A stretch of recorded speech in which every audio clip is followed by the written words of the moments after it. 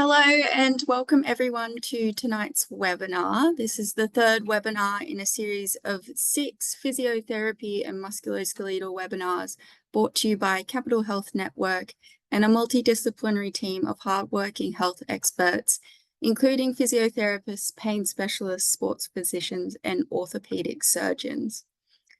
Firstly, I would like to acknowledge the traditional custodians of the land we are meeting on. I acknowledge and respect their enduring culture and the contribution they make to the life of this city and this region. And I pay my respect to their elders, past, present, and emerging. I also acknowledge and welcome other Aboriginal and Torres Strait Islander people who may be attending tonight's event. Their land was and has never been ceded. So tonight's webinar focuses on pain management of lumbar spine pathology and best practice physiotherapy for lumbar spine pathology. I'm Michaela DeLeva, a physiotherapist and quality improvement project officer at Capital Health Network. Also with me tonight is Matt Croger, a physiotherapist, and Dr. Romil Jain, the specialist pain medicine physician. And of course, Kunal Mahidi, the events lead at Capital Health Network. Before we start, I'll just run through a little bit of housekeeping. So all participants have been muted. Please address any questions in the Q&A section, not the chat box of the side panel of your Zoom window. We will have a question and answer session after both Matt and Dr. Jain have presented at the very end. And the presentation itself will be uploaded to the Capital Health Network YouTube page, and you are more than welcome to share this with your networks. In regards to CPD, please fill in the post-event evaluation survey, which CHM will send out after tonight's webinar. At the end, please feel free to self-report 1.5 hours of educational activities to your CPD home after you've completed your survey. Before we start, I'd also like to highlight the Health Pathways website, which has guidelines and advice on the treatment and investigations of many conditions, including lumbar spine pathologies. If you'd like to access the Health Pathways website, the login is together and the password is forhealth, all one word. Health Pathways are a reliable source of up-to-date clinical and referral information that is localized to the Canberra region. Your feedback for these pathways is invaluable to keep them updated and reflective of our local health environment. So you'll find a feedback tab at the bottom of each pathway, and we encourage you to use them. Our first speaker for this evening is Matt Croger. Matt was amongst the first to be awarded the title of APA Pain Physiotherapist and has a strong interest in assisting those who have struggled with pain. He splits his time between Capital Clinic Physiotherapy, where he is a director, and ACT Pain Centre and the management of the allied health team there. He believes in identifying all of the contributors for an individual's experience to help guide them through their recovery. Please join me in welcoming Matt this evening. Thanks, Michaela. It's a pleasure to be here again, although hopefully for all of you, you're probably hoping that this is the last time you'll see me for the year, which it should be at this stage. It's my great pleasure tonight to present alongside my good friend, Dr. Romil Jain, who we work closely together at ACT Pain Centre. So after mine, Dr. Jain will come in with pain management procedures for lumbar spine pain. So today we'll primarily be going through a little bit of acute back pain, imaging, what we should be looking at from a physiotherapy perspective with how we look at the best assessment we can do, chronic back pain treatment options, and then the what is probably going to be the new future of treatment, hopefully from a physiotherapy perspective anyway, in terms of cognitive functional therapy, and then how that was represented recently in the Lancet in an RCT called the Restore trial. I will apologise in advance when we're looking at some of these things. There is a fair bit of research tonight and a fair bit of wall of text, which at times might feel a bit drier than a mouthful of packing peanuts, but I think it's useful to go through some of those things. So first of all, I think potentially we might go through some stats, but we won't really, because we all know that low back pain is very impactful, so we're not going to bore you to death with that tonight. But that it is a major cost in terms of presenteeism, absenteeism, loss of productivity, and so it's something that we need to look at being able to treat better. Now, when it comes to acute low back pain, we do have quality standards. So in September 22, the Australian Commission on Safety and Quality in Healthcare published their quality standards. And these were necessary due to the vast amount of variability in how back pain is approached in the healthcare sector, but particularly with regards to both imaging and opioid prescription. And then, of course, from, how do we approach back pain from an allied health perspective? And many countries have their various pathways, and many international bodies have their various pathways.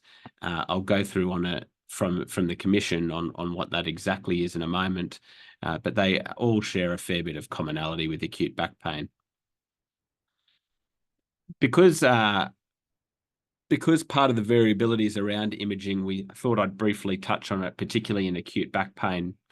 And so any of the research that I'm presenting you tonight, I have made an effort to make sure that we're presenting from systematic reviews or meta-analyses, although that doesn't mean that they're without bias, and they will all be listed at the end of the presentation, but we made an effort to kind of to limit it to those where possible. And so we've got this meta-analysis. Disc degeneration prevalence ranges from 37% in 20-year-olds to 96% in 80-year-olds. Bulge prevalence ranges from 30 to 84%, and disc protrusion from 29 to 43%. So highlighting, I think, what most of us know about the presence of asymptomatic findings and this was for asymptomatic patients. Another study with the comparison of MR imaging features of lumbar spine degeneration. This was interesting in that it found, whilst there was a high prevalence in under 50-year-olds adults without self-reported back pain and with, that the presence was actually slightly more prevalent in symptomatic individuals. But again, that doesn't really help us, because it's about how do we, attribute which ones are relevant. Another study estimated the prevalence of asymptomatic spinal cord compression in the general population and found that up to 24.2% of healthy individuals had it, with a higher prevalence in older populations, and also a higher prevalence in American European populations compared to Asian populations. And last two, meta-analysis investigated the effects of immediate lumbar imaging versus usual clinical care without immediate imaging for low back pain. The study found no significant differences in pain or function outcomes between 3 and 6 to 12 months, suggesting, I guess, that it's not necessary for whatever outcomes are achieved. And another one found that evaluated the impact of early imaging on clinical outcomes in older adults. And again, results indicated that early imaging was not associated with any better one-year outcomes. Last two, although I think I already said that, just forgot there was another slide. The RCT compared the outcomes of patients with low back pain who underwent rapid MRI versus traditional radiographic evaluation, and nearly identical outcomes for primary care patients. However, the rapid MRI group did have a higher rate of lumbar spine operations. And lastly, and very importantly, in work cover and work-related back pain, there was the study that showed that early MRI, without clear indications of a red flag, was associated with worse outcomes, including longer disability duration and higher medical costs.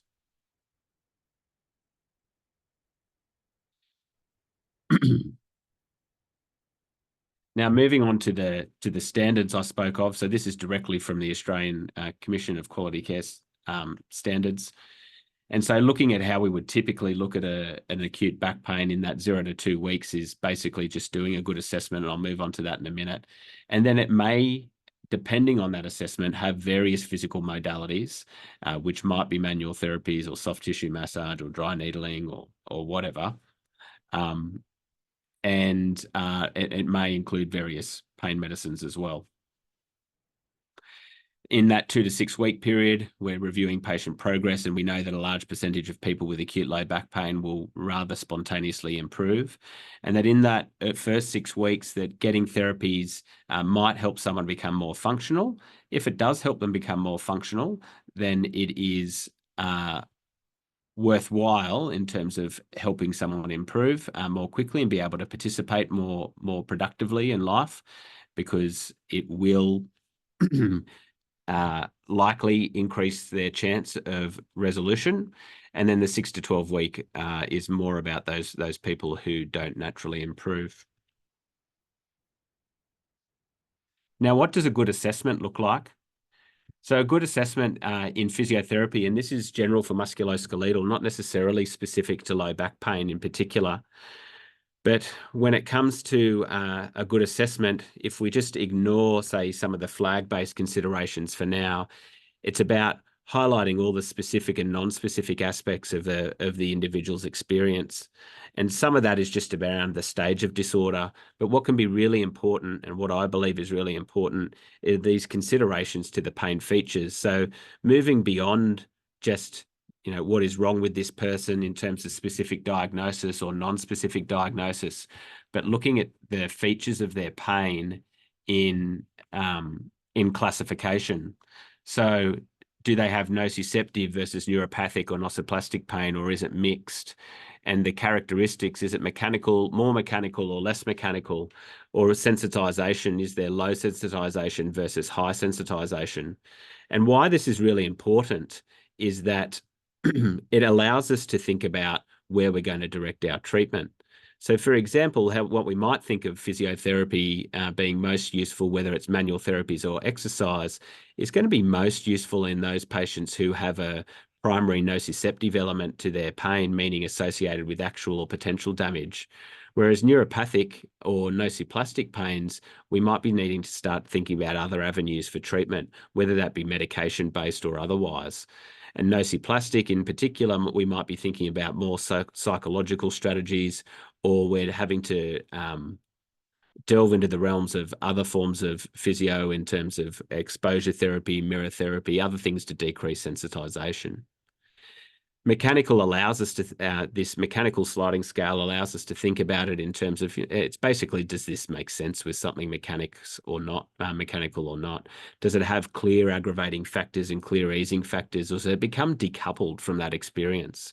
And as soon as we're starting to feel like it's become decoupled from something that's primarily mechanical, then we can start to think about what else is going on. And then, of course, sensitization, low versus high, would really, should strongly influence how we go about treating the person.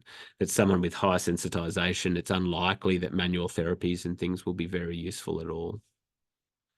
So what this assessment framework is from, you can see at the top there, is from what's called the Musculoskeletal Clinical Translational Framework, which is out of Curtin University, designed by 4 specialist physiotherapists, or a team of specialist physiotherapists, and really should provide a good framework for any kind of musculoskeletal assessment.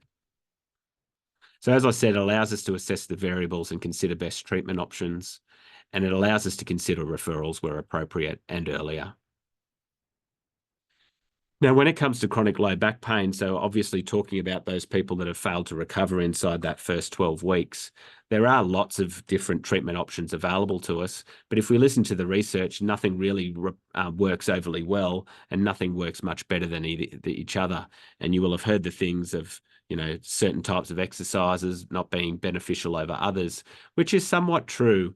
But one problem I guess I have with research is that you will find it doesn't matter what the domain is that they're researching, is generally that there's this belief that chronic low back pain is a homogeneous experience and that people don't vary, that they all must be the same.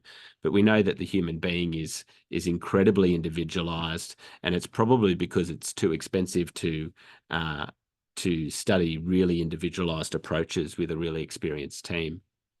Now, when it comes to the physiotherapy options available, of course, we've got manual therapies, education, exercise. There might be psych-back strategies, alternative therapies, and then the new frontiers of things like cognitive functional therapy. So with manual therapies, we're going to have a brief look at the evidence. We've got manipulations, so meaning high velocity thrusts. If you're hearing of clients that are having really vigorous high force thrust techniques anywhere in the spine, let alone the lumbar spine, then that's not how a high velocity manipulation is meant to be done. It's meant to be low force. And so what was found in this review in 2019 is similar short-term pain relief and functional improvements compared to other therapies, but there's no real significant advantage over them. And it's more effective than sham therapy, so that's good, but not superior to other standard treatments. So what we're going to see is this emerging story that a range of treatments are reasonably equal in terms of the benefits that they deliver. Massage therapy might be an effective treatment option compared to placebo and some active treatments, especially in the short term. Again, superior to sham treatment for pain and function in the short term, and is superior to, or in some studies, I should say, to joint mobilizations and relaxation therapy, physical therapy. And it's always important, it's really easy to read the outcome of randomized control trials, but to look at the trials that they included and how did each trial go about their research. We've also got mobilizations, so basically the direct pressure to various spinal segments.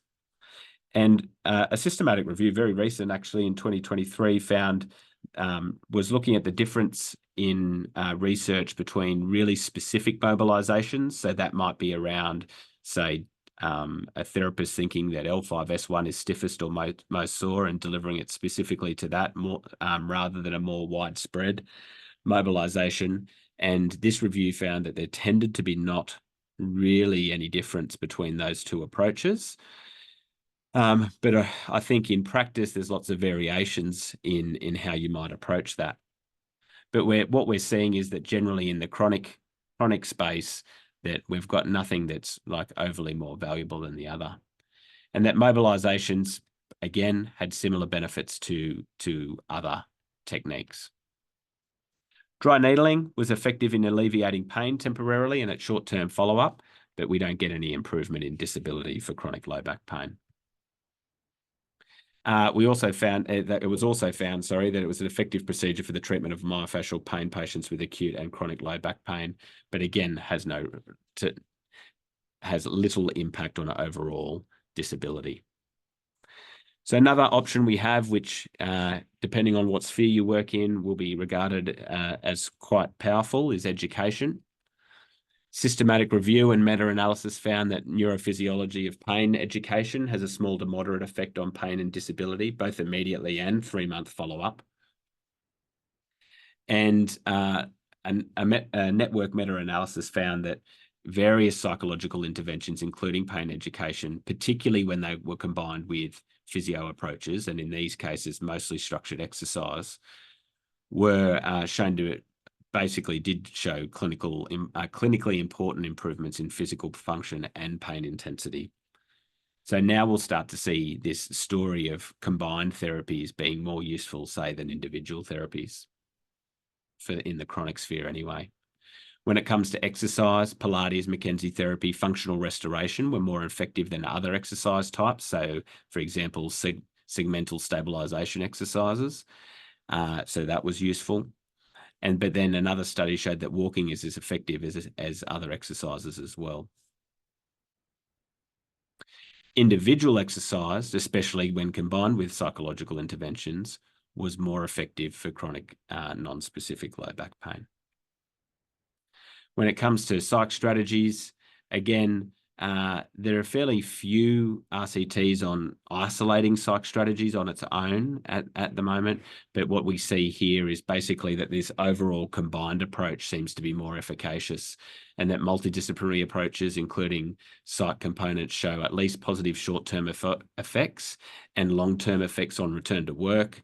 CBT in particular and pain education delivered with physio care shows to be beneficial.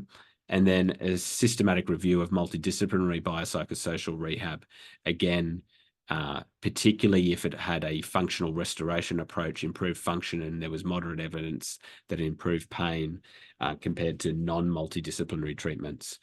And so what we do find, and the research is clear on this too, that in the chronic sphere, that multidisciplinary tends to be better Having said that, if that multidisciplinary team is disjointed from each other and not co-located, there is also the evidence that the more people involved, that the worse someone can do. So having the multidisciplinary team co-located is certainly very useful. And when it comes to alternative therapies, the most common one being acupuncture, it was found to have clinically meaningful reduction in self-reported pain and improvement in function compared to sham and no treatment. However, the evidence was limited by the low methodological quality of many of the included studies.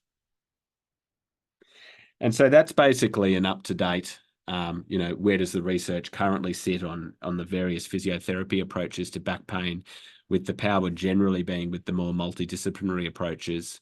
But in terms of individual-based approaches, we're looking towards this, I was about to say new, but it has been around for more than 10 years, approach of cognitive functional therapy. My first exposure to a course of this was in Canberra more than 10 years ago, and it certainly is something that revolutionised my practice, and that hopefully following the Restore trial and access to education will revolutionise more people's practice moving forward. But cognitive functional therapy, so what it is it's basically the underlying motive for this approach is to analyse the behavioural psychology and beliefs seen within patterns of movement. So what that means is if someone's fearing certain activities, or if they're anxious about certain activities, worried about certain activities, have certain beliefs about those activities, that we will actually see that manifested in the way they move. So they will be guarded, they will be breath holding, they'll be bracing to move between positions, and they won't be using the segmental motion available in their spine. And I think we've all seen clients like this. And then the goal is to find, reason through, and treat the maladaptive movement behaviours with the patient. And by treating the maladaptive movement behaviours, it essentially acts as the person's own education experience when they're able to perform the movements better than they were able to before. It's to assist individuals and patients in understanding their pain within their viewpoint and determine strategies for them to manage their pain. And so the goal is to move them towards independent management within a new belief system through experiencing more pain-free movement. It involves three main components, which is making sense of the pain. And so that generally involves a really good assessment within the framework that I just discussed before, but really exploring certain functional movements with the patient, but also what their beliefs, thoughts, feelings are around that movement. Like when they think about doing a movement, if they've had this terrible fear or pain with bending forward, what do they feel or think about when they are asked to think about it, or when they imagine doing it, and reasoning through that with the person.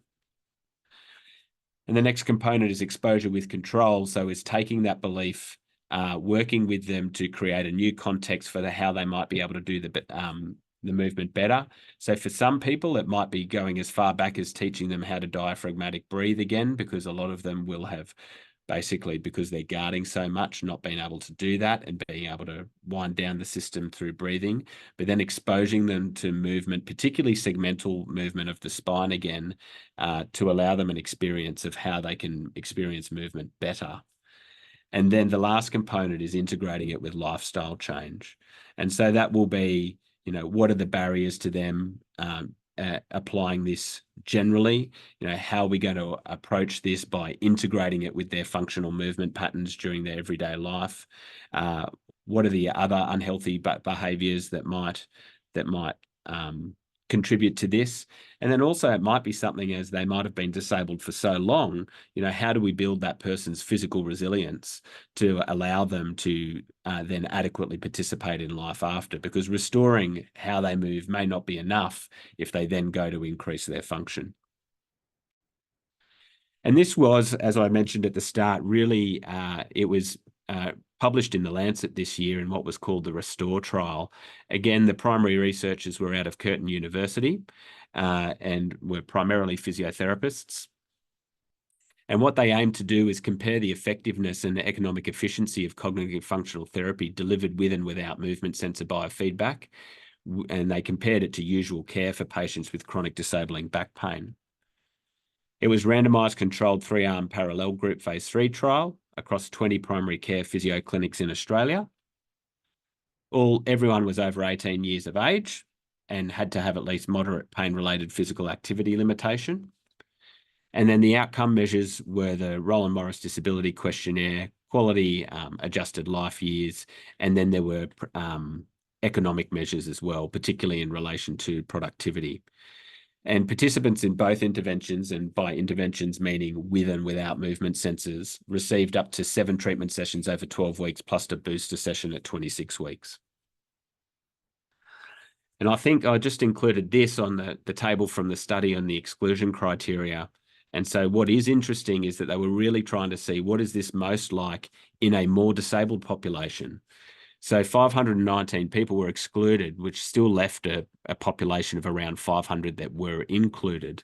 And so 180 of those were basically excluded because their pain wasn't bad enough, right? So they were looking to demonstrate, what is it on a more severely disabled group, okay? And then we had, after that, some more moderate ones, such as decline to proceed through the full screening process or major surgery planned, right? But it was interesting in that this localization to this more disabled group. The usual care wasn't overly structured.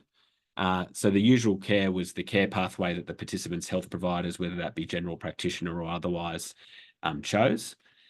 And the study didn't offer to pay for any of that. So there was a variance there in what each person was able to do. So there was no real structured comparison with usual care. And, that might vary across whatever part of the country you're in. Now, the results. So both interventions, again, meaning with and without movement sensors, were more effective than usual care, and effect sizes held at 1 year.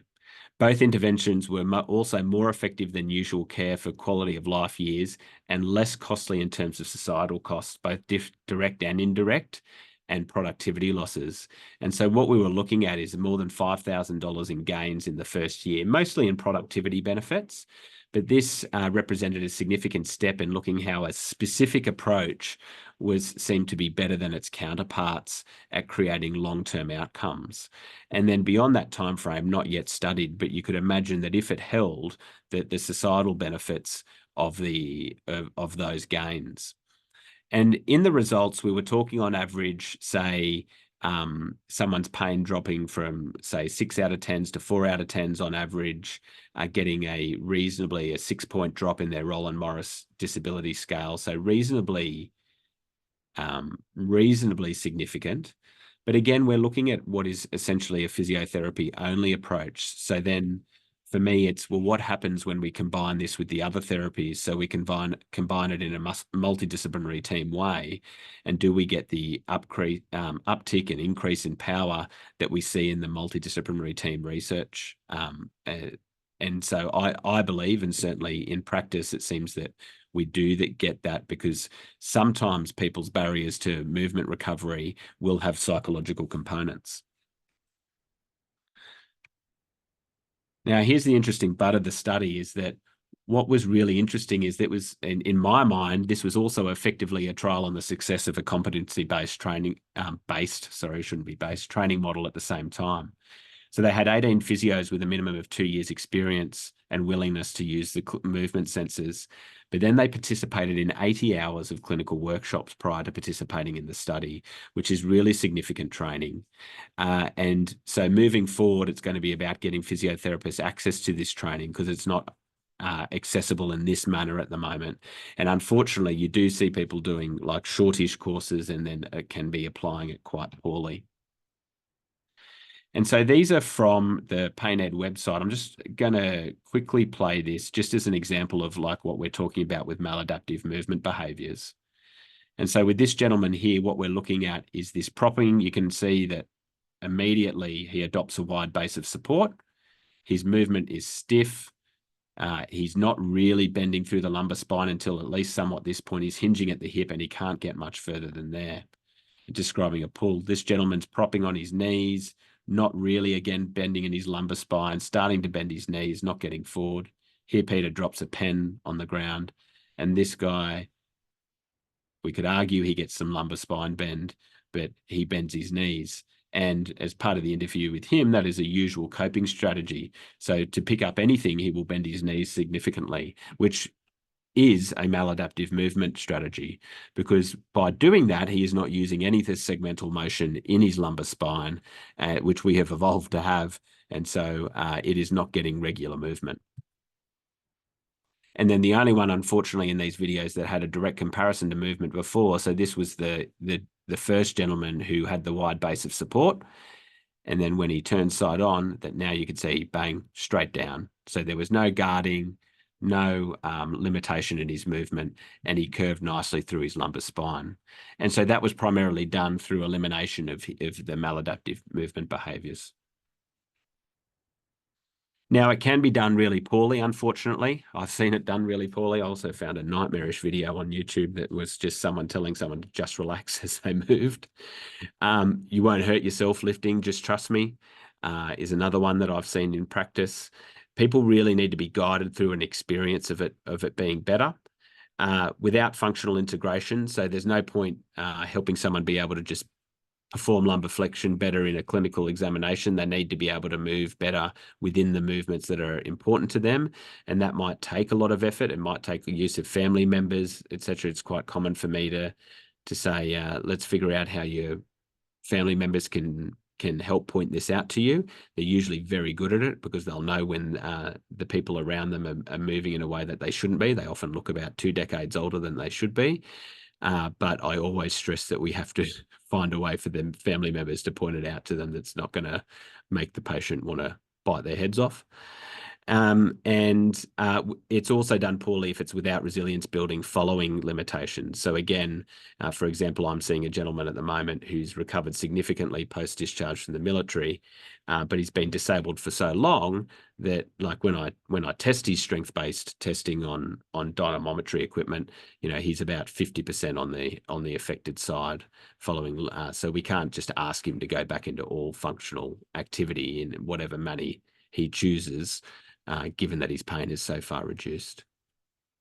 In practice, I've just found this has been the most effective treatment of chronic low back pain. And so examples of like a highly disabled grandmother who'd had 3 lumbar surgeries, who could barely walk without pain. And one day she came back in and told me about lifting a boat off the back of the trailer to put it back into the water. An enlisted military man looking at potential discharge, able to recover. Another discharged military man who'd been discharged for his back pain, returning to full activity.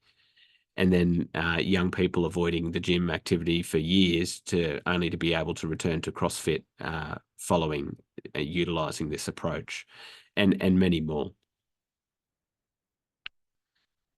And so for those of you, if you watch it back on YouTube, this is just a list of all the systematic and reviews and meta-analyses I used tonight if you wish to go and look for them yourselves.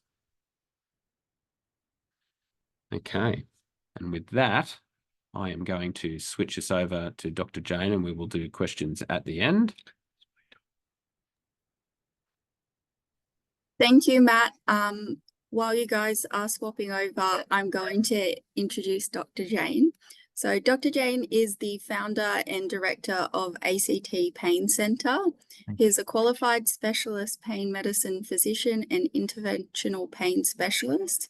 He completed his postgrad qualification in anaesthesia from world-renowned LTMG Hospital in Mumbai before moving to Australia. He completed his fellowship in intensive care from Sydney and then completed his fellowship in pain medicine under the mentorship of Professor Sundaraj in Sydney, and later fellowship in interventional pain through World Institute of Pain. So please join me in welcoming Dr. Jain. Thanks a lot, Michaela. And thanks, Matt, for such a beautiful talk. I'm not sure what I should be talking, especially the fact Matt has taken my time 3 minutes away. So I have got half an hour or less than half an hour. Now, my job as a pain specialist is to find out what the problem is and treat problem. So I'm an interventionalist, so it means I use my intervention pain procedure, but I work with an extremely qualified team that makes my life much easier.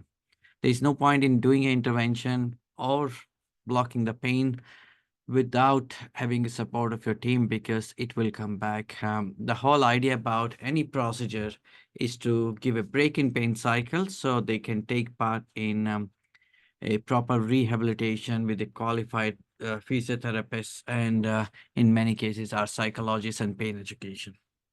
So what I'm going to talk today about is different types of intervention pain procedures. And so there are lots of procedures we do from top to bottom, but this talk is mainly limited to low back pain. So I would be more concentrated in a couple of these procedures, which include nerve blocks, medial branch block, and passage joint injection. I'll have a bit of introduction about radiofrequency ablation because that's our bread and butter procedure. We do it a lot. And different types of epidurals, and a bit of introduction to spinal cord stimulator. Now, I'll try to go through as much as I possible, and more than welcome for you to ask questions at the end because we'll keep a lot of time for the questions to make life simpler. Now, when we offer procedure to patient, they come up, oh, is it a cortisone injection? Is it a steroid injection? So that's kind of a nomenclature that has become intervention pain procedure, a cortisone injection. But where you put this cortisone makes a difference. Now, the first question we ask is why intervention pain procedures? I mean, this is an old slide. We say because we can. It pays me well. Don't want to go on opioids. What else I do? I mean, education, rehabilitation can be done by lots of people. So what I'm going to do apart from taking them off opioids? Can I fix them? But I think the main reason we do procedures is because I believe that is a part of patient's pain journey. It makes it easier. It's not for everyone. Possibly 1 in 5 we offer procedure, but when it works beautifully. So when we sometimes we discuss is what is more important? Is it patient more important? Is it a disease more important? Or is it combined? Who the patient is, what the disease is, what the environment is there. So there are a lot of factors that we take into account before deciding about further course of action. In many cases, the patient has such a diffuse pain by doing just an intervention is not going to solve the problem.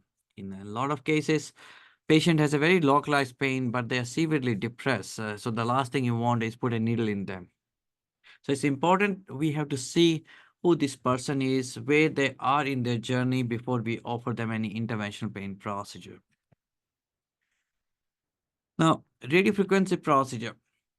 There are 3 different types. I mean, lots of our colleagues who refer to us or are involved in a chronic pain patient, they would hear this term all the time. Oh, what is thermal radiofrequency? What is pulse? What is cool? How they are different? What exactly are you doing? So I'm going to talk a little bit about this. Indications, diagnostic and therapeutic relevance. So radiofrequency procedure in essential is of 2 types, thermal and pulse radiofrequency. I'll show you next slide and then we'll go about it. So what exactly radiofrequency ablation or neurotomy is? It's a process in which an electrode is used to deliver heat to a nerve in order to coagulate it and thereby to prevent conduction of nociceptive information along the nerve. Now, this is a thing in which an electrode is inserted in the neck. Then there is a heating pad which is connected. Both these are connected to the machine. Now, what it does, this machine is send radiofrequency waves which oscillate the ions between the needle and a ground pad. And as we can see, ground pad has a much bigger surface area versus a needle. So what essentially happens is it results in heating the needle. Now this needle is coated except for the last 1 centimeter or half centimeter, which get heated up. Now, depending on the temperature we look for, we generally heat it at 80 degrees Celsius. It coagulates the protein around the nerve and interrupt the pain signal. So this classical mode of the radio frequency in which we heat the needle tip up to 80 degrees Celsius because of continuous radio frequency waves is called thermal radio frequency ablation. Now, there is another term which came into play is called cool radio frequency. And I'm going to come to it because it's a type of thermal radio frequency as well. Now, other type of radio frequency is called pulse radio frequency. And essentially what we do is we do not send continuous radio frequency waves. They go in a pulse manner. So what it does is it never heats that temperature more than 42 degrees Celsius, which we set. So there is no coagulation of the protein. There is no destruction of the nerve. What it does is, in a simple term, it stun the nerve or create a strong field around the nerve to depolarize it and decrease the sensitivity. And let's discuss about how this works. As I said, when radio frequency waves are going between bigger surface area ground plate versus electrode, it will hit the tip of this electrode. And that's how the zone of coagulation is. If you see in the far right side, that dark gray color is where the most amount of destruction that happens rather than the tip. Now, these are different types of radio frequency needles. We generally get insulated shaft with a conductive tip. There was a newer needle which came around 10 years back. It's called Nimbus, in which there is a prongs that come out. Essentially means we can get a bigger surface area of coagulation. Now, this is the previous thing that we discussed between a pad versus needle is called a unipolar radiofrequency ablation.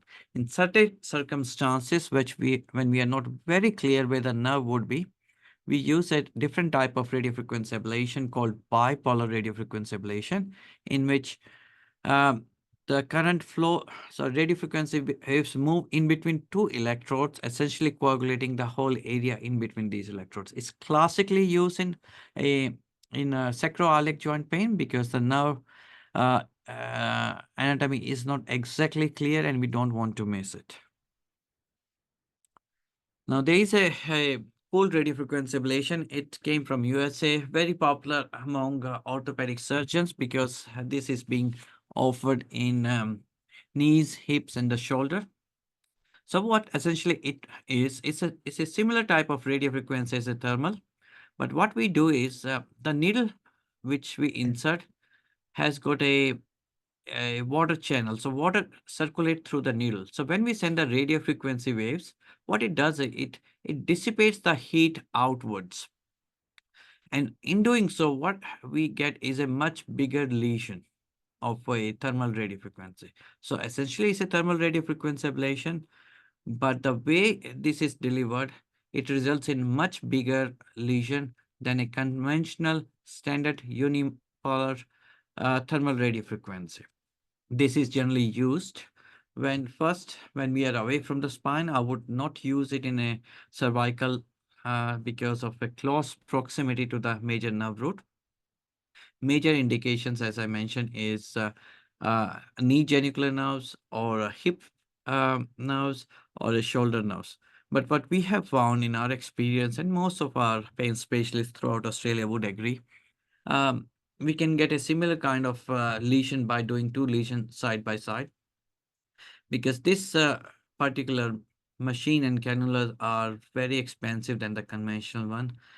In general, we tend to use standard radio frequency, which gives us quite excellent result. Role of thermal radio frequency procedures, as you can see, thermal is generally done in spine, especially in the facet joint arthropathy in cervical, thoracic, lumbar sacral area. Now, facet joints are supplied by tiny nerves. As if we recall our anatomy, as the nerve root comes out of the foramen, it divides into two parts. One is dorsal primary rami, another one is a ventral primary rami. From a dorsal primary rami, three branches come: medial, lateral, and intermediate branches. Medial branch is the one which supplies the facet joint. So we target these medial branches. First, a diagnostic procedure by using a local anesthetic to block this. If it works, then we offer a thermal radio frequency. So it's a classical thermal. Why we do it? Because the facet, it's not a major component, any motor function. The only muscle is supply the innermost layer of our paraspinal muscles. So we are not causing any muscular paralysis. That's the reason we use thermal. And Sacroiliac joint, classically we do a bipolar thermal radiofrequency ablation. Thermal radiofrequency in form of cool radiofrequency can be done in shoulders. We target three nerves. One is sensory branch of axillary, suprascapular, and lateral pectoral. We do not coagulate the major nerves while sensory branches. In hip, we target sensory branches of obturator and femoral nerves, while in the knee joints, we target genicular nerves. Trochanteric bursa syndrome is another way we can do thermal or pulse radiofrequency. Essentially, we are targeting trochanteric nerves. Either the patient could have a really bad bursitis, or it could be because of gluteal tendinosis, giving rise to what we call trochanteric bursa syndrome. Pulse radiofrequency, as explained before, we are not destroying the nerve. We are not coagulating the protein, so the transmission still happen. So this is mainly done either the nerve is a motor nerve or a mixed nerve, or the nerve is very superficial. So peripheral neuritis like a radial medial nerve, many times we do in peroneal nerves. Occipital neuralgia, we do greater and lesser occipital nerves. The reason we do pulse is it's very superficial. We don't want to create an ulcer. Supraorbital neuralgia, Morton's neuroma, post hernia. In a setting of our back pain, we offer pulse radiofrequency in superior cluneal nerve. Superior cluneal nerve comes from L3 and L4 level, and it supplies the paraspinal muscles. And when we see the muscles are going in spasm, Matt can't do his magic. Then we do pulse radiofrequency. It breaks the pain cycle and help them do their rehabilitation in a much better way. Another thing we do pulse radiofrequency is dorsal root ganglion. If the patient is getting a particularly a nerve root impingement, irritation, and they are getting a radicular pain, it could be L3, L4, L5. Then we put a needle in the dorsal root ganglion, which is basically the control center of the nerve root, and send a pulse radiofrequency to calm this down. We would definitely not be doing thermal here because if we do thermal, it will result in motor paralysis. Now, the lumbar facet joint arthropathy, how we diagnose the problem is history. That's the most important part, how they injured themselves, what kind of pain is. Typically, patient present with a twisting injury. When they are twisting and bending and lifting something, they injured their back. The pain could be sharp, stabbing pain. This is a referred pattern of this pain. They are classically confined to lower back, get referred down in the gluteal area and sometimes in the posterior thigh. In general, this pain would not be classified as a radicular pain. It's not going in any particular dermatome. That's the presentation. In examination, facet loading, which is basically a rotation extension maneuver, precipitates pain. They are quite tender paraspinally. So in 99%, we can make a diagnosis based on their clinical presentation. Sometimes we refer to investigation in form of MRI scan and a bone scan to look if there's any areas lighting up.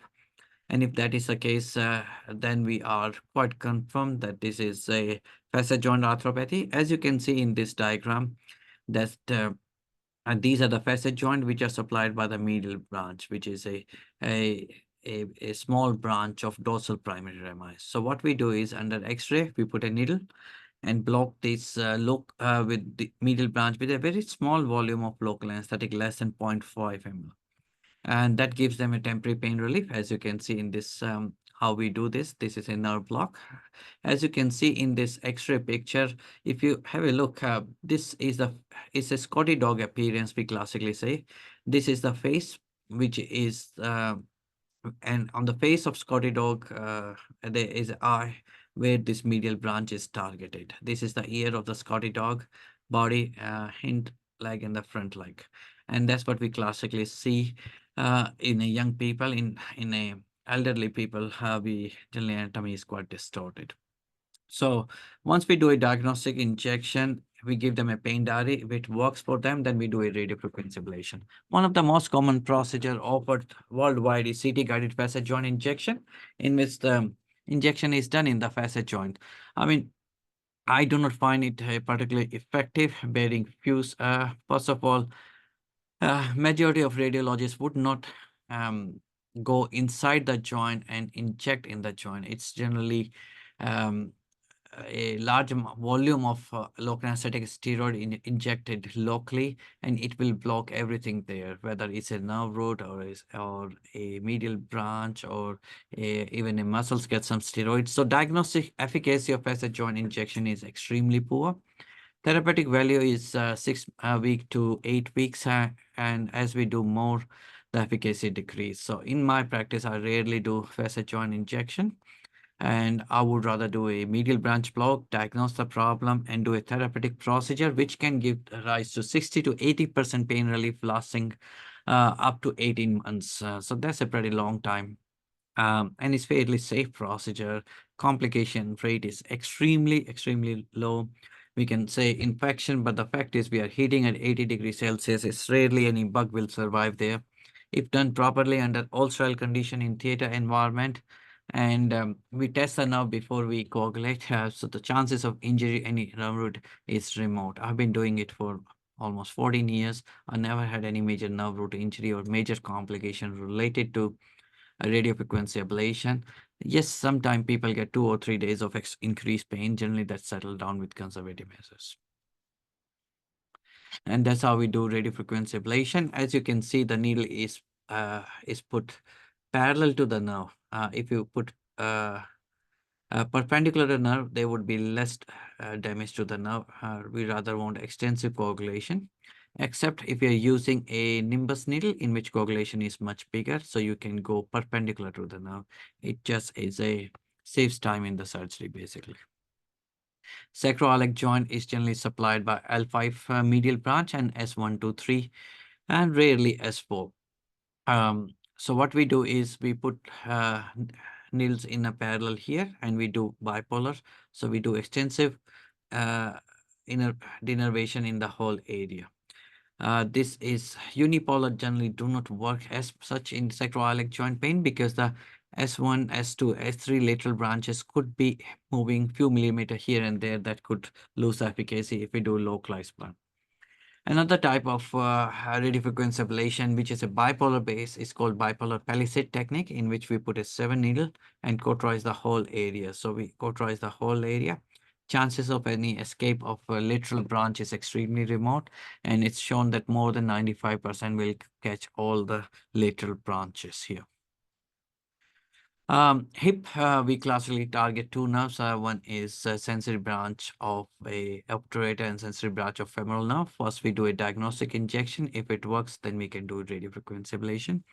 And it can be quite effective procedure. And in many cases, it prevent patient undergoing any further hip surgery, and which has its own complication rate.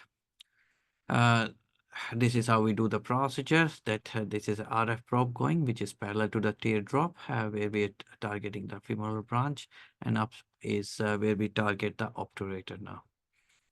Trochanteric bursa syndrome is another one in which we targeting trochanteric nerves. It's applying the bursa as well as gluteal tendinopathy, and this is how the nerve is located. And at X-ray, we put a couple of needles and do a couple of burns, and that can be quite effective as well.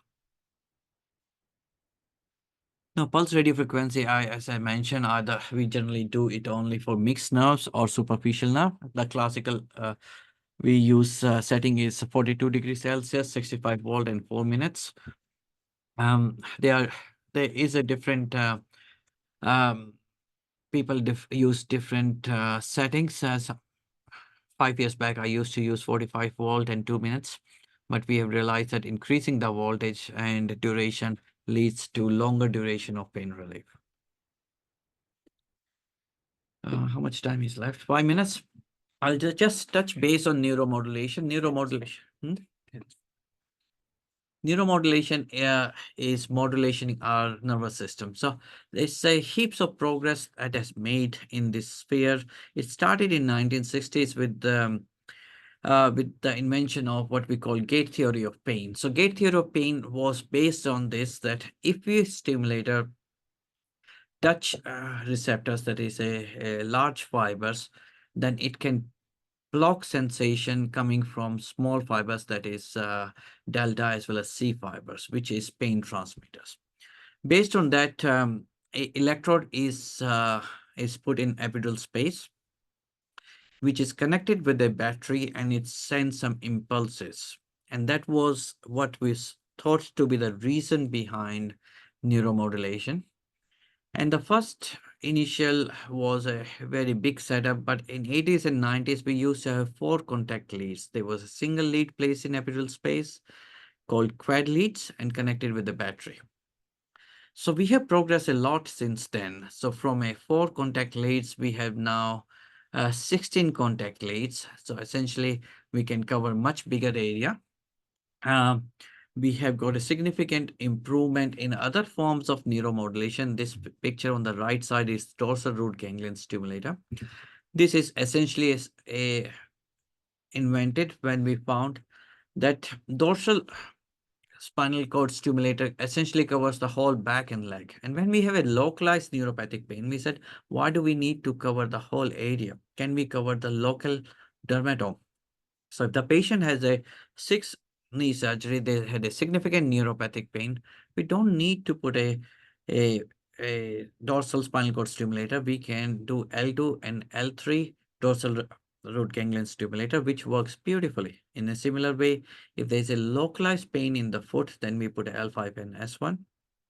Or if there's a localized pain in the groin, let's say post hernias pain, then we can put a localized one.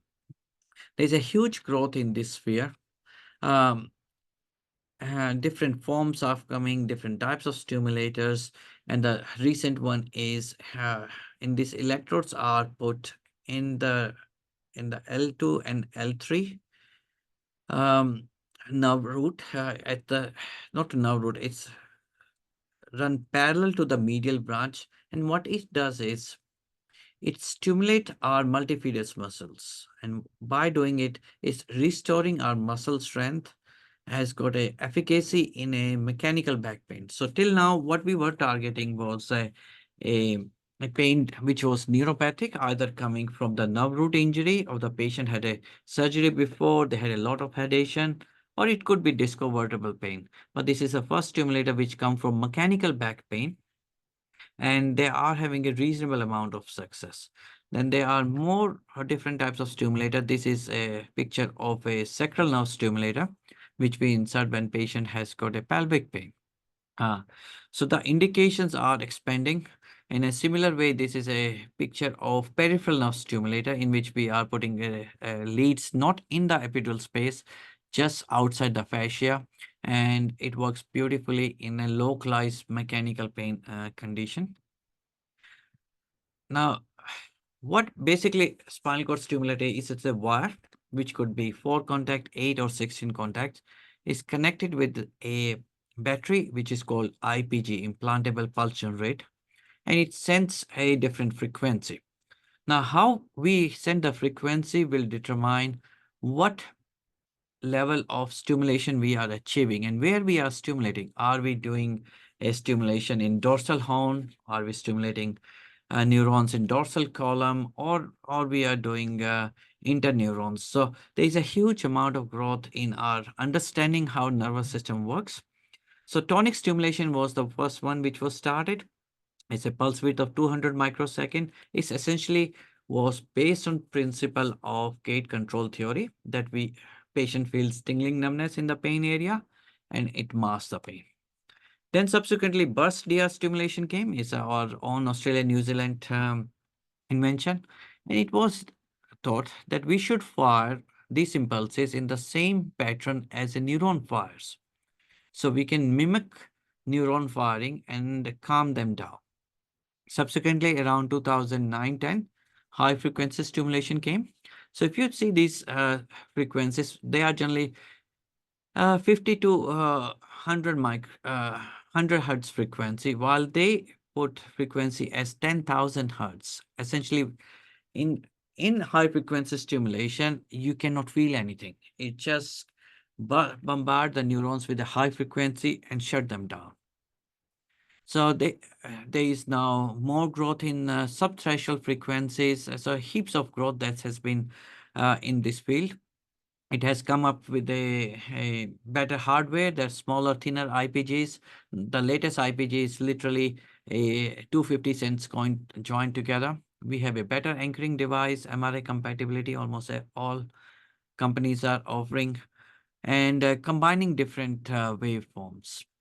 The classical indication for spinal cord stimulator is failed back surgery syndrome. When we have tried everything, the patient come with a spinal surgery, spinal fusion, they undergo intensive um, assessment and management with our allied health team, including intensive pain education, physiotherapy, psychologists, better understanding, managing their pain medication. If they still don't respond, then we'll consider this. Complex regional pain syndrome, which has failed to respond to all forms of treatment, intractable neuropathic pain, phantom pain, peripheral neuropathies. So there has been a lot of controversy lately about use of neuromodulation. Now, none of the treatment in chronic pain is ideal, or we say very high level of evidence, and that includes spinal cord stimulator. But we have to see the variability which we have in patient. No two patients are similar.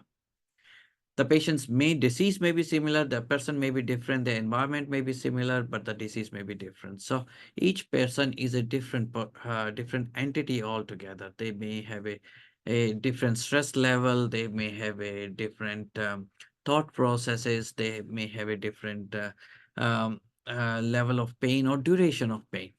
Now, the best thing about spinal cord stimulator is you can try before you commit for it. In trial, what we do is we put two electrodes in the epidural space or peripherally, if it's a peripheral nerve stimulator, connect with the outside battery, send them home to test run it. I generally run for 2 weeks, in which we go through different programs. We ask patient a very set number of questionnaires before and after. The patient needs to have at least 50% pain reduction, better sleep, mood, function, and quality of life before we say it's a successful trial. If the patient has a negative trial, we do not go for implant. If the patient has a successful trial, they are given option of this thing. It's a minimally invasive surgery. We make a small cut in the area, which is 3 to 4 centimeter, only skin and fat tissue deep. Again, needles are used to put the needles anchored to the fascia outside the muscle layer. A pacemaker like battery is inserted in a different pocket. So it's a minimally invasive procedure. No change in anatomy is done. There is no cutting of the muscles, ligaments, nerves, disc, or any other major structure is involved. We say completely reversible procedure. If it's not working, patient can switch the system off or we can take it out. We can try before we commit for it. So there is a huge amount of safeguard that's put in place. And we do have late failure rate when patients say, oh, it was working, it stopped working. In certain condition like a CRPS, it results in complete resolution of the condition. And after a few years, patient doesn't need it. So we just had a meeting in Parliament House where a patient came to share their journey that this lady had a CRPS to the extent she could not do anything. She was a Pilates instructor, contemplating suicide to the extent that she went have a complete resolution of CRPS, and after many years she chose to take out the system because it wasn't required. So advantage, as I said, is trial, minimally invasive, completely reversible, high level of evidence, and low risk of complication and minimal recovery time. There are patients which are literally doing normal things within 1 to 2 days of the procedure. So I had this video. I'm not sure it will work here or not. Yep, this is how we put it. As you can see, this epidural needle is in epidural space. Under continuous imaging, we are inserting this electrode in dorsal epidural space.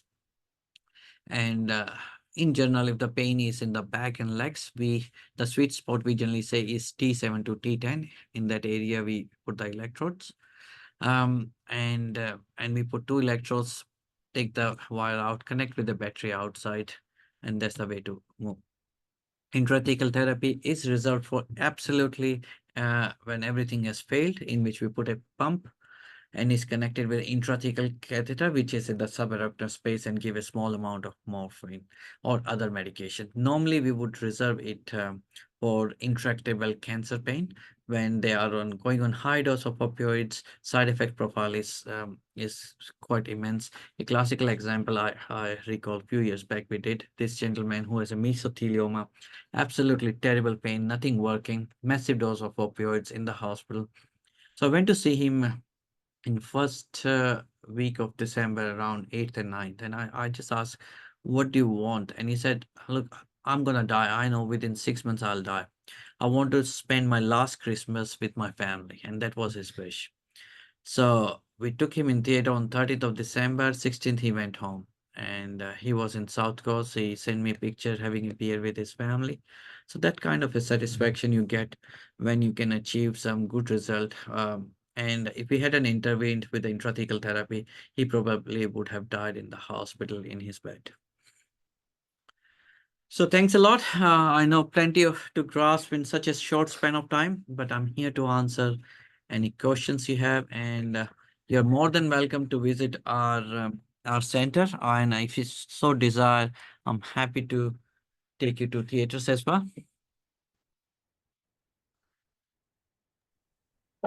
Thank you so much, Dr. Jain. We already do have one question in the chat from Kylie, and she says, why does the efficacy decrease with repeated facet or other joint injections?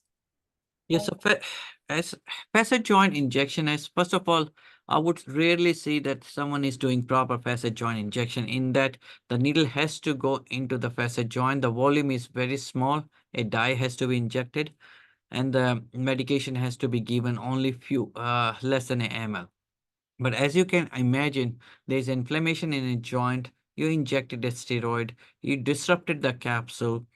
It works temporarily, but as you keep poking needle again and again, you are causing more trauma. So typically you would see that the first time it works for few months, next few weeks, and then days. Thank you.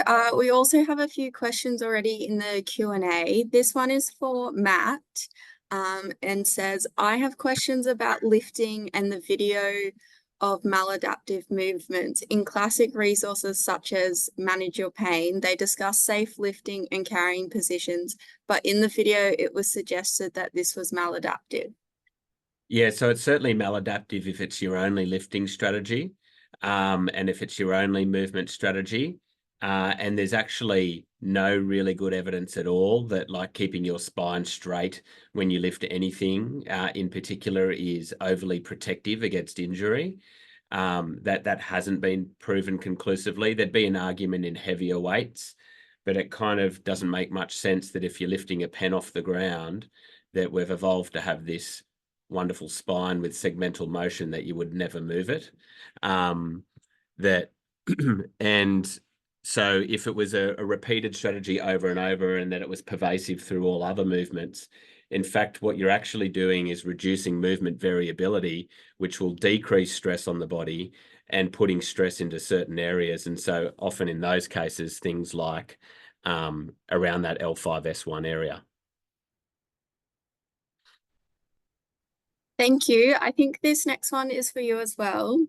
It says, is CFT aimed at persisting rather than acute pain? Because in the acute setting, sometimes specific actions do trigger quite meaningful pain.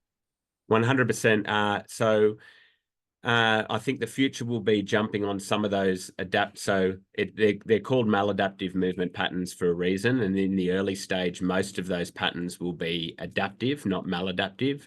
They will allow people to continue doing things reasonably with some adaptation. And so in those cases, they're reasonable. But I think the movement forward will be trying to figure out, when are they starting to become maladaptive? When are they becoming unnecessary?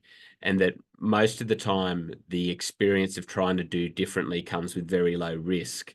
So it's worthwhile, if someone is being incredibly, say, breath holding while they change positions, encouraging them to try differently and see if the experience is different. Because if it's different immediately, then it's a non-useful strategy that when it persists might become more and more harmful. Thank you. The next question says, does RF ablation affect the joint stability or function? So RF ablation does not change joint stability or function. Essentially, what RF ablation does is it interrupts the sensory nerve supplying that joint and decrease the nociceptive information going to the brain. It's not going to get rid of the pain completely. It's going to decrease pain by 60, 70, 80%, different how chronic pain is and what are the secondary pain generators. And we use this time, and it generally lasts, we say, 1.5 years. When pain is less, we cut down their medication and go through intensive rehabilitation. So what it does is first, it we work on the movement pattern. We work on strengthening of paraspinal muscles. We work on decreasing sensitization. So as and when pain comes back, it's generally of much lesser intensity, and the procedure can definitely be done again.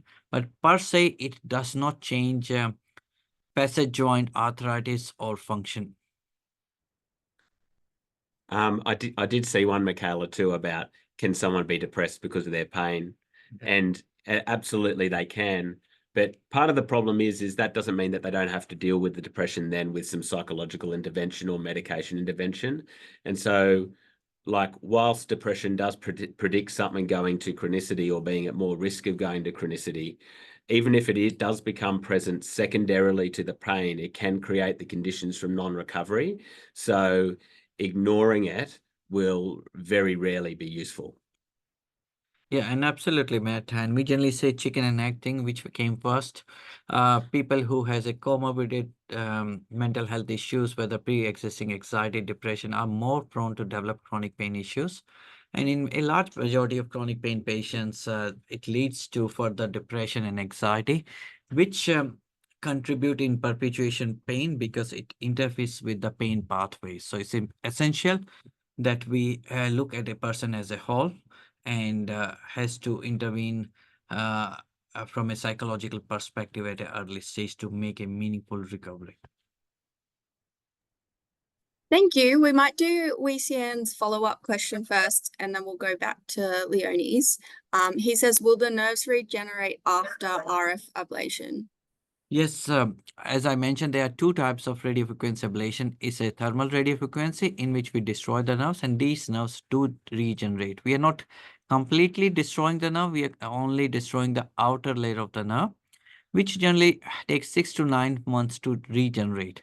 And by the time the proper pathway is established, or because it has given a good interruption of pain pathways for a long time, so sensitization has come down. After 1 year mark, patients start getting pain gradually if we haven't intervened with the working with a proper physiotherapist to change their movement pattern or work on their mental health, then we are at the square one. I'd let him do mine. Thank you. We'll go back to Leonie's question now, and she says, how can we help patients with chronic low back pain and hypermobility, e.g. hypermobile EDS? And this one's for both of you. Let's go first. So I don't think it's overly, I don't think the approach as a whole is overly different in terms of, and while I said that like cognitive functional stuff is the future in terms of approach, it doesn't mean that there's not specific elements like strength or over flexibility or hyper flexibility, whatever you want to call it. But I find that often in practice, people with those conditions are either pushed too hard too early or through ranges of motion that they aren't tolerant of. So I always consider people who have a hypermobility disorder as needing to have that control over a wider range of motion than, say, your average human being without a hypermobility disorder, and that you probably need to work them through that entire range of motion, but in a way they tolerate. So it's about finding that level that tolerate, and often having to start them at a far lower base than what you would otherwise think. And then recognizing, I think a common error in physio is, oh, I've done this step now, this is the next step, and not setting adequate, I guess, targets around What is the quality of the movement like? And so that's a hallmark of the cognitive functional approach is, quality of movement is so important, arguably just as important as strength in the initial instance. So if they have poor quality movement across a certain range of motion, whether that's at the ends of their motion or whatever, they're not ready to progress, and that they should be asked to meet a reasonable workload within those before being asked to progress.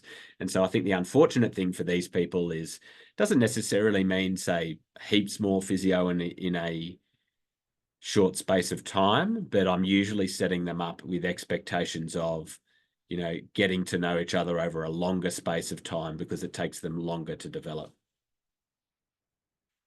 Yeah, I think that's a fair point.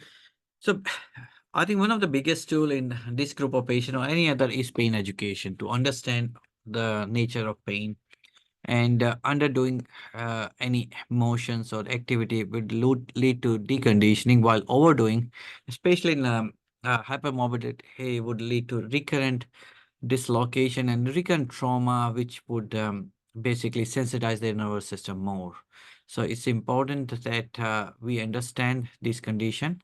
They understand their pain in a better way and differentiate between acute and chronic pain.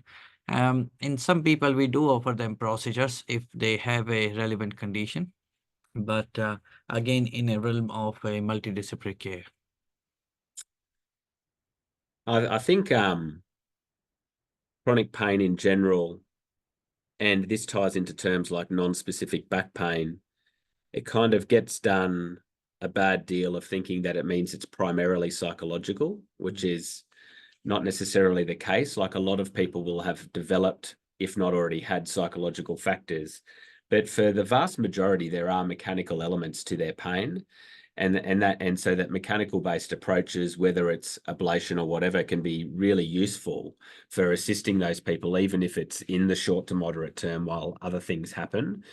And so we need to be careful that we don't write off people with the chronic conditions as, well, one, that they can still get acute new injuries. You often see that poorly done, is that someone develops something new and it's written off as their chronic condition, but also that there can't be specific and mechanical elements to their pain. And I just think that's kind of blatantly untrue.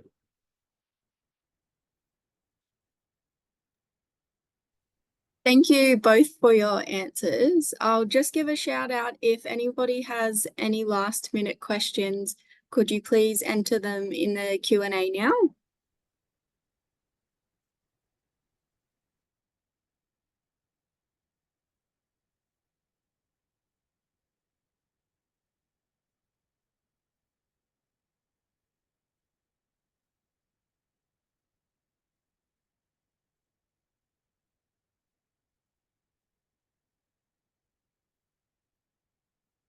It's some elevator music. If we don't have any last minute questions, then we might wrap up for this evening. So I just wanted to say another big thank you to both Dr. Jain and Matt for such excellent presentations this evening and for answering all of those questions at the end. Our next physio webinar is scheduled for 7 p.m. on Monday, the 13th of August. So please save that date. The next webinar is going to focus on bone stress injuries. Just another reminder that evaluation surveys will be sent out at the conclusion of tonight's webinar. So please fill in your post-event evaluation survey so that CHN can email you a certificate of attendance. And remember to self-report your 1.5 hours of educational activities to your CPD home for attending tonight. Resources, presentation slides, and YouTube recordings will be emailed out to attendees who complete their evaluations. So make sure you finish up with your survey. And once again, just a very big thank you to our speakers for this evening.